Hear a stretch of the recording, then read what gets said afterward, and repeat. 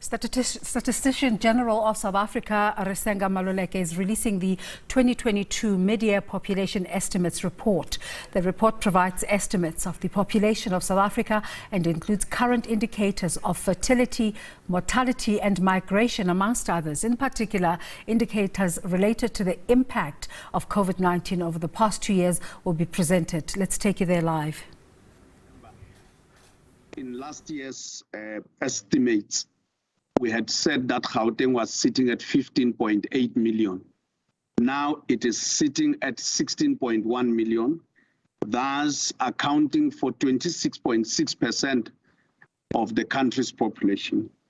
It is followed by KwaZulu-Natal, sitting at 11.5 million, accounting for 19% of the country's total population. And of course, KwaZulu-Natal is followed by the Western Cape, which is sitting at 7.2 million, accounting for 11.9% of the country's population.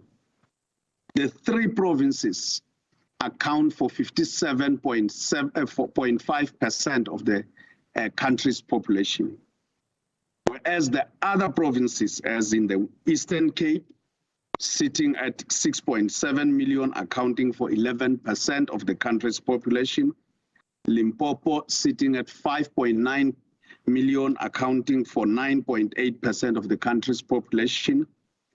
Mpumalanga, 4.7 million, accounting for 7.8% of the country's population.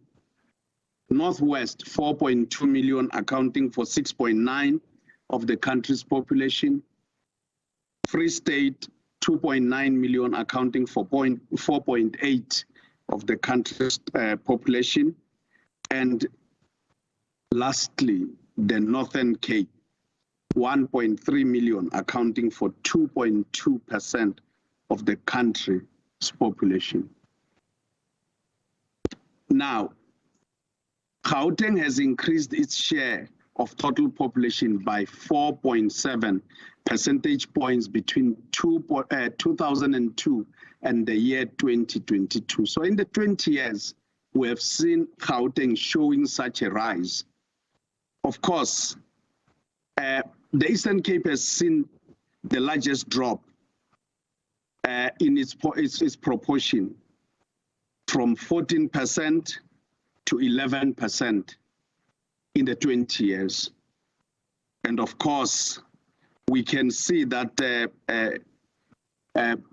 Gauteng, when you look at that picture, it is showing a widening gap as we move from left to right, whereas the Eastern Cape is narrowing. Now, let us look at age cohorts. Children and youth account to nearly 38 million of South Africa's population. Children aged 0 to 14 account for 17 million, which is representative of 28.1%. Youth 15 to 34 years account to 20.6 million, which accounts for 34% of the country's population. So we have a relatively young population, whereas adults, as in 35 to 59 years, account to 17.4 million, and they sit at 28.7%. The elderly, as in 60 years and above, account for 5.6 million people. And of course, that is representative of 9.2%. The elderly have seen the largest growth over a period coming out of the year 2002 to 2022. As you can see, as we can all see, that they are quite widening. The top blue color there is showing a widening far higher than the others, even when it is small. Approximately 51.1%, that is 31 million to be exact, of our population is female. And of course, going forward, when we look at population groups, we are saying that Black Africans account for 80.1% of our country's population, representative of 49.1%. That is about 4 in every 5 South Africans are Black Africans. The Coloureds are 5.3 million, representative of 8.8%. Whites sitting at 4.6 million, representative of 7.7%. And of course, Indian Asians sitting at 1.6 million, representative of 2.6%. Let us look at our population structure. We are saying that South Africa has a youthful population with a significant youth bulge aged 25 to 39 years. As we can see that we come from the bottom, narrow a bit, and we have that bulge at 25 to 39%. Now, the population structure over time reflects changes over 20 years. As we can see, in 2002, we had a bulge quite at lower levels in children.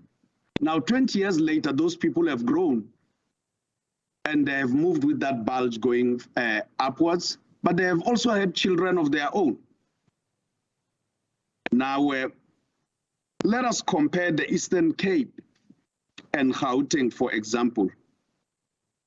We can see that Gauteng has the highest proportion of adults aged 25 to 39 years when compared to the Eastern Cape, which has a higher proportion of children aged 0 to 14 and the elderly. And we can see that the Eastern Cape has a larger structure at the bottom, and of course, an increased proportion of the elderly right at the top, whereas Gauteng has a bulge in the middle, thanks to our migrant labor structure, which sees a lot of people from rural provinces coming out to Gauteng. Now, women outnumber men from ages 40 years and above. As we can see, the pink color starts sitting well at about 50% to males. At younger cohorts, even 51%. But as we move further from the ages of 40, the pink color starts to dominate, showing that women outnumber men. Now, we are saying that child dependency is on the decline as fertility rate declines and life expectancy rises. We can see in 2002 that we were sitting with a child dependency of 51.8 per 100, whereas in 2022 it's 42.7 per 100. And when we look at old age dependency, it has moved from 8.3 to 9.4 per 100. Limpopo has the highest proportion of children under 15, while Gauteng has the highest proportion of youth and adults as in 15 to 59. This is largely because of our migratory patterns in our society. Everyone seeks to leave the rural centers and provinces to urban centers and urban provinces. Now, fertility rate. On average, a woman will give birth to 2.34 children in her lifetime. And we can see that around 2006, 2007, we're sitting at 2.66. We saw a decline as far as 2015, 2016. And of course, as we start rising, coming out of 2017, all the way to 2022. We are saying when we reach a fertility rate of 2.1%, we are on replacement. It's as good as having a mother and a father replacing themselves. Now, in the next slide, I'm going to show you the fertility rates of provinces. So we are going to see which provinces have a lot more or higher fertility and which provinces have lazier adults. Now we can see that Limpopo province is estimated to have the highest fertility of 3.03%, 3.03 children. That is what a woman can give birth to in her lifetime. Now, let us look at provinces like Western Cape and Gauteng. They are below that 2.1 children that a woman can give birth to, live births that a woman can give birth to in a lifetime. So they are below replacement. Now, where the provinces that are relatively higher than the national average are Limpopo, followed by the Eastern Cape, followed by the Northern Cape, followed by KwaZulu-Natal, followed by the Northwest. The Free State and Mpumalanga are below the national average, whereas Western Cape and Gauteng are even below replacement. Now, mortality as in deaths. We are saying that deaths due to COVID-19 continue to impact on mortality in South Africa. Of course, life expectancy has improved to 62.8 years, though not to pre-COVID levels. So it hasn't gone back to pre-COVID levels. Now, let us look at the dotted line that shows us life expectancy. Coming out of about 2009, we had seen deaths starting to decline all the way to the year 2020. But of course, COVID-19 has impacted on mortality. As we can see in 2021, we had gone to about 701,360 deaths. While, of course, we are seeing a slight decline from 2021 to 2022, and of course, COVID-19 is starting to be a story that is falling behind us.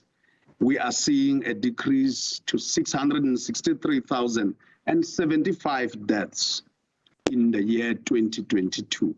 But let us look at life expectancy. Life expectancy at birth increased from 61.7 to 62.8 years. That is 1.1 year. Now, it's very critical that we look at COVID. We can see that in 2021, our life expectancy had dipped. Now, this story of life expectancy is quite interesting because I do sometimes attend funerals and I get put in a very awkward position, sometimes even when people are commenting or are speaking about the one who passed, and even when the priests are preaching, they talk about that you are expected to live 70 years. So now they say that many people are on bonus. Now there are a lot of elderly people who are there who are older than 70 years. And they even say the Statistician-General is here to confirm that. Now, this is life expectancy at birth. It's not life expectancy when you are walking around at 70 or 84 years. So I've often had elderly people, when the funeral was called off, or when we are going to the grave, they come after me and ask me, SG, how many more years do you think I will live going forward? Now I'm put in a very difficult situation. That's That's not the job of the statistician. We say life expectancy at birth. That is, a child born today is expected to live 62.8 years if circumstances remain the same as they are now. As you can see that in 2021, when we were hit by COVID, circumstances were different and we had dropped from 2020 all the way to 61.7%, and we are rising again. And of course, the life expectancy for women is sitting at 65.6%, whereas that of males is sitting at, not percent, 65.6 years, whereas that one of males is sitting at 60 years. The Free State has significantly lower life expectancy at birth than all other provinces. As we can see, there is the Free State.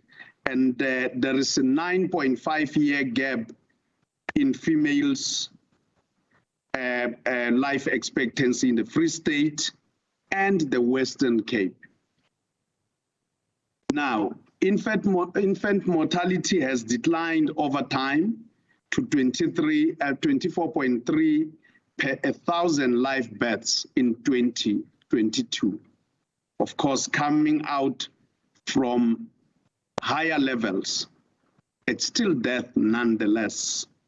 And of course, we are saying that under 5 mortality rate is sitting at 30.7 per 1,000 live births as of the year 2022. Population growth has been disrupted in the past 2 years by COVID-19 pandemic. And of course, we are looking at the blue line, giving us the crude birth rate, and of course, the green line, or the light blue one, the rate of natural increase, and crude death rate sitting with pink at the bottom. Now, let us look at HIV. There are 8.45 million people that are living with HIV as of the year 2022. And we can see that there has been a steady rise in the number of people living with HIV. Now, one of the reasons is because people now access antiretrovirals and can live longer. And of course, the presence of competing pandemics such as COVID-19 in South Africa does present challenges to hamper progress, that are likely to hamper progress in the eradication of HIV/AIDS. So our health system, public health care and our health system get overloaded. Since 2020, there has been a slight increase in HIV-related deaths, despite efforts to ensure that ART rollout and better regimen of treatment during COVID-19 pandemic continued. It's because when the nation is focusing on other issues in the public health system, those that have been existing, such as tuberculosis, HIV, do face challenges because of the exigency that COVID-19 presented to us. As we can see that over time, HIV-related deaths had been declining, but coming out of 2021, they rose to 701,000 was the total number of deaths, but about 87,916 were related to HIV/AIDS. And of course, those that were related to HIV as of the year 2022 were sitting at about 85,796 out of a total of 663,000 1,075 deaths in the year. Migration, we are saying that despite recovery of international migration post-COVID-19, net international migration is estimated to decline to 600,000 in the period 2021 to 2026, as we can see that in the period 2011 to 2016, it was sitting at about 920,000, down to 850,000 in the years 2016 to 2021, and now estimated in the year 2021 to 2026 at about 600,000. For the past, was for the period 2021 to 2026, international migration will be led by African migrants. As we can see, that African migrants are sitting at about 600,000, accounting for exact 595,057. Whereas we can see that while there is an inwards migration, outwards migration for the white population group is showing for the period 2021 to 2026, is showing or will be showing about 43,516. And of course, Asians will be sitting at 40,979. Over the period 2021 to 2026, 5 provinces are estimated to have a positive net migration of people. Gauteng will attract most migrants, as we can see that it has a larger chunk. And when we say 5 provinces, we are talking about Gauteng, Western Cape, Northwest, Mpumalanga, and of course, when we look at others, such as Free State, KwaZulu-Natal, Limpopo, and Eastern Cape, they will show over that period 2021 to 26 negatives. Now, we are saying that Gauteng is estimated to experience the largest inflow of migrants, approximately 1.443 million in migrants. As you can see that all roads lead to Gauteng. All roads lead to Mjondolo. All roads lead to Mjipa, Mtumbawi. That is Gauteng. You can see provinces such as the Eastern Cape, Free State, KwaZulu-Natal, and of course, Limpopo even sending a lot more people on the N1. And of course, outside migration also showing an inwards road into Gauteng. The Western Cape is estimated to experience the second highest inflow of migrants for the period 2021 to 2026, approximately 460,000, that is 460 and 489 inwards migrants, which is about 1 million less than what Gauteng will experience. And we can see the road from the Eastern Cape is much more thicker than other provinces all the way into the Western Cape. We are supposed to recap now, they say. Media estimates for the year 2022, that is estimated at 60.6 million. Gauteng comprises the largest share of South Africa's population, with approximately 16.1 million people, accounting for 26.6% of the country's population. Life expectancy at birth as of the year 2022 is estimated at 60 years for males and 65.8 6 years for females, whereas on average, life expectancy at birth is sitting at 62.8 years.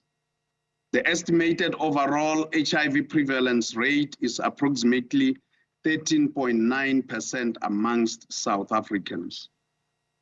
This slide says Ndihela Kwala. I have explained it so many times, but because some of you may not have been here when I explained it previously. When I was young and growing up in the village, our mothers could not read and write, and they had to write letters to our fathers in urban centers who were working as migrant workers. So because our mothers could not read and write, we were their scribes. So when they concluded a letter to their husbands, they could not finish a letter with, "I love you, my husband," or "I miss you, my husband," because children were not supposed to hear those words. According to village legend, they were going to go deaf. And if children wrote those words, they were going to go blind. All right, we're coming out of that process. Mr. Risenga Maluleke, they're saying the South African population in 2022 is estimated at 60.6 million at the mid-year 2020, an increase of about 640,074 or 1.606 since mid-year in 2021. And he also goes through the different provinces, focusing particularly on migration and life expectancy.